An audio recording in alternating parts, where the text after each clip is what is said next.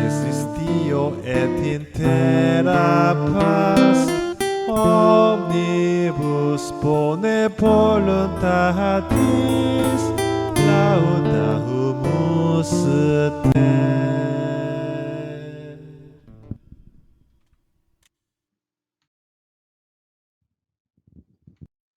루터는 기존 고해성사에 내포되어 있는 연옥교리, 의무적이며 반강제적인 보속교리, 면죄부 사건의 원인이 된 대사교리를 철폐하는 등 오류를 개선하여 고해성사를 이어나갔습니다. 그리고 비텐베르크 교회를 위한 미사 및 성찬식 순서에서 다음과 같이 말하였습니다.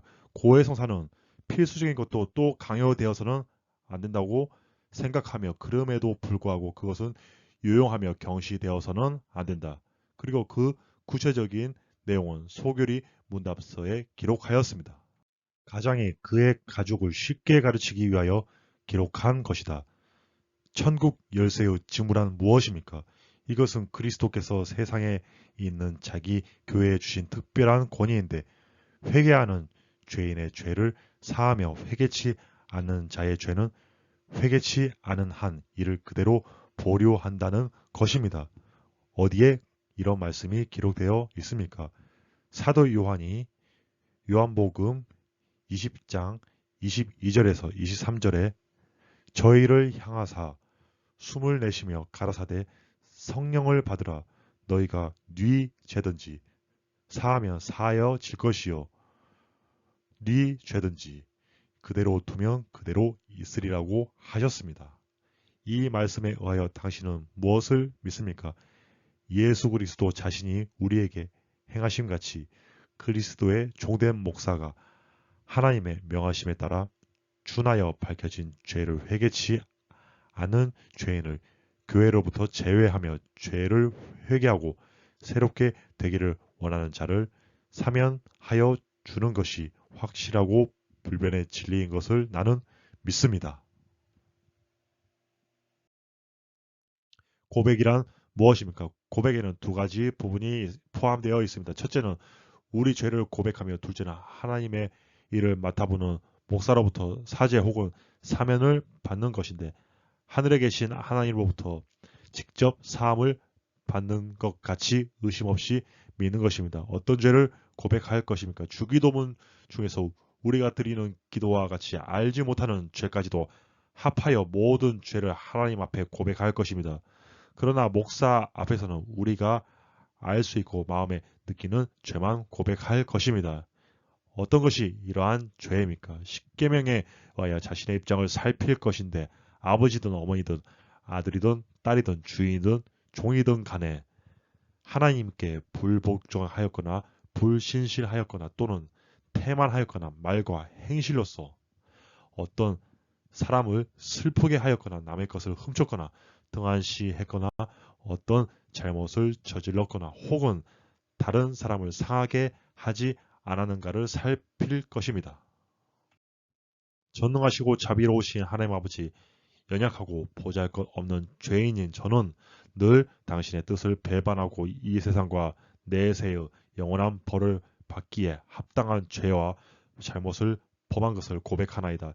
이 모든 죄를 진심으로 슬프게 여겨 회개하오며 주의 무한하신 자비를 간구하오며 주의 독생자 예수 그리스도의 거룩하고 결백하고 참담한 고난을 보시사 불쌍한 죄인인 나에게 은총과 자비를 베풀어 주소서. 아멘. 루터 박사께서는 우리가 고백하기 전에 자신을 살필 것을 위하여 어떤 교훈을 주셨습니까? 십계명에 의하여 자신의 입장을 살필 것인데 아버지든 어머니든 아들이든 딸이든 주인이든 종이든 간에 하나님께 불복종하였거나 불신실하였거나 남의 것을 훔쳤거나 등한시했거나 어떤 잘못을 저질렀거나 혹은 다른 사람을 상하게 하지 않았는가를 살필 것입니다. 고백의 둘째 부분은 무엇입니까? 우리가 사죄를 받는 것입니다. 지금 행한 신앙 고백에 의하여 소명을 받고 안수받은 하나님의 말씀의 종인 나는 성직의 힘으로 여러분들에게 하나님의 은총을 선포하며 내 주 예수 그리스도를 대신하여 그의 명하심에 따라 여러분의 죄를 성부와 성자와 성령의 이름으로 사노라. 아멘.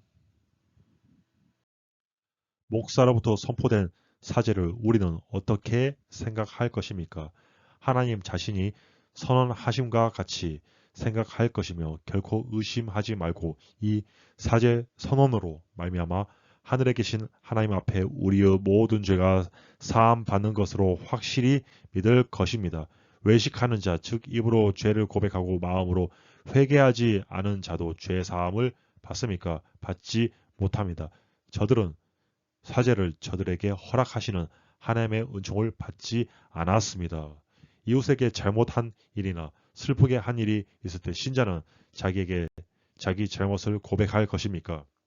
반드시 할 것입니다. 만일 안 한다면 이는 하나님 앞에도 그의 죄를 고백하지 않는다는 증거이기 때문입니다.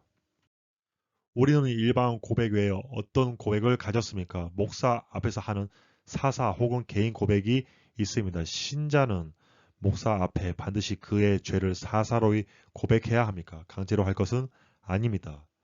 목사 앞에 어떠한 죄를 고백할 것입니까? 우리가 알고 또한 마음에 느끼는 죄들입니다. 이와 같은 고백으로서 무슨 유익을 얻습니까? 우리의 죄, 특히 양심에 가책되는 것으로부터 사함을 받게 될 때 안위감을 주는 보증을 받게 되는 것입니다. 우리 비밀이 누설될까 하여 우리의 고백을 두려워하여야 할 것입니까? 목사는 이와 같은 사사 고백의 비밀을 굳게 지킬 것입니다. 루터는 진정으로 뉘우치는 사람만이 고백을 하고 사죄를 받는다고 말하고 있습니다. 가톨릭 교회는 거짓된 고해 성사를 하는 것을 고해 성사를 모독하였다고 해서 모고해라고 하며 죄가 무거워집니다. 이 점은 루터의 견해와 비슷합니다. 가톨릭 교회에서는 신자가 사제에게 자기의 사사로운 죄를 고백할 때 사제는 그 비밀을 엄중히 지키도록 규정하며 이를 어길 시에 그 사제를 파문합니다. 이것은 현대 가톨릭 교회도 그러하며 루터 당시에도 그 이전에도 그러하였습니다. 마르틴 루터는 수도사제 시절에 이런 사항을 엄격히 지켰으며 종교개혁 이후 개신교 출범 이후에도 여전히 신자들의 사적인 고백을 비밀로 엄격히 지켰습니다. Gloria, Gloria, in excelsis Deo et in terra paz, omnibus bone voluntatis, laudamus te.